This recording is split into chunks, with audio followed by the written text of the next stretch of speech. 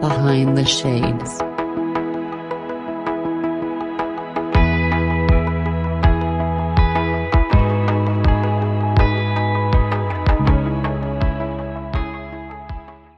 But I come to really value that I lucked out and got this husband who we are together 23 years now. We are married 23 years now. We have been together for 30 years now, actually. And for somebody to stay with me through thick and thin when I wasn't the kindest person to him tells me that I'm a very, very lucky person. And I don't for a second take it for granted.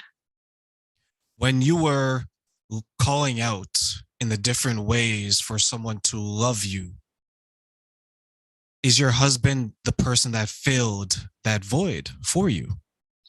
He is the very first person I ever told about that abuse at age 11.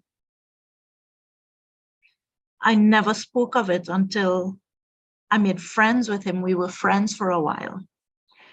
And I actually trusted him enough to tell him and to cry for the first time to him.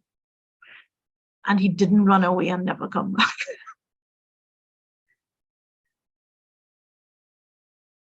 So it's beautiful that he has been there for you, because you went so many years wanting what he is providing to you.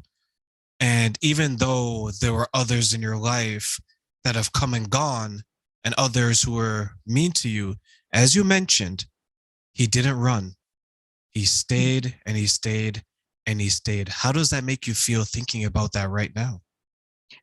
I feel gratitude all of the time about this. I reflect a lot about that, because if he was going to run, he would have run when my daughter became brain injured and vegetative, for sure.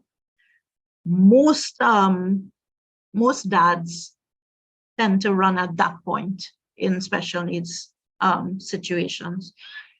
Not all. And I'm so grateful that my husband didn't,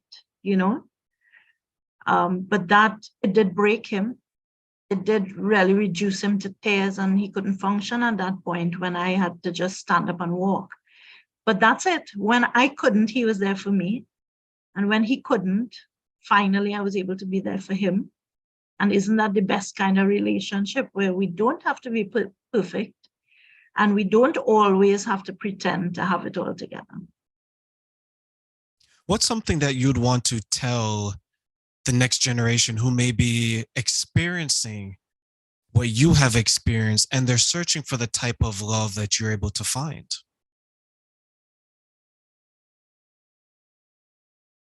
What I've learned is that you don't make a list and say, these are the things I want in my ideal guy, in my ideal girl.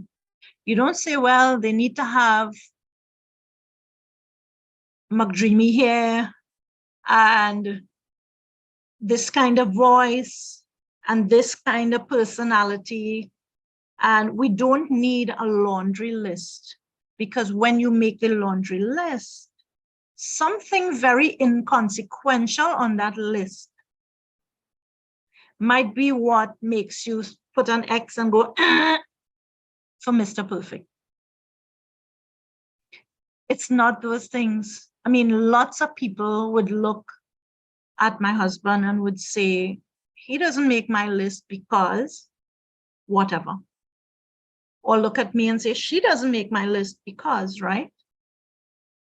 But for me, he is Mr. Perfect. And that's because he fit me like a puzzle piece, right?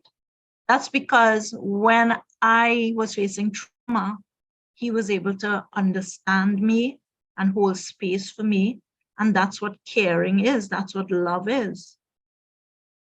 And all of a sudden, it's so much less of a physical thing than a meeting of spirits of sorts. That's what I think. and perhaps that's why the term soulmates comes up, right? But I definitely, he asked me once, he thinks he's going to die before me. And I'm like, well, I'm never doing this again. This whole journey of a relationship and a marriage and so on, it takes so much trust and so much interdependence and so much openness. It's vulnerability defined. And I don't know that I have the ability to be this vulnerable again in this life. It certainly takes a lot of effort. So for a younger person who says, how do I find the right person? The answer that I've found is try to be the right person. And that's what I've said to you. I found so many flaws in me. And I knew that I had to start being a better person to him. If I sit him down and I say, listen, these are the 5 things I can't stand about you. You better fix them. 1, 2, 3, 4, 5.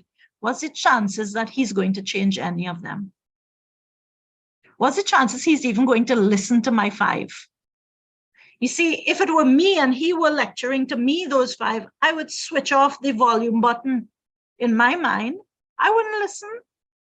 I don't need you to lecture me on my inadequacies, right? Nobody's going to be open to that kind of communication. I don't change because you demand that I change. That's not how it works. However, if I see you loving me enough that you raise your whole vibration, you raise the way you show up for me, I'm much more likely to want to be a better version of me for you. That's exactly why I wanted to be a better person, right? Because he was being so genuinely kind and caring always to me that I finally said, Marcia, why in heck can't you be nicer to him? And then I realized I want to, and I have to, because I can't respect myself if I keep taking from him and kicking him while I'm taking from him, because that's more or less what I was doing.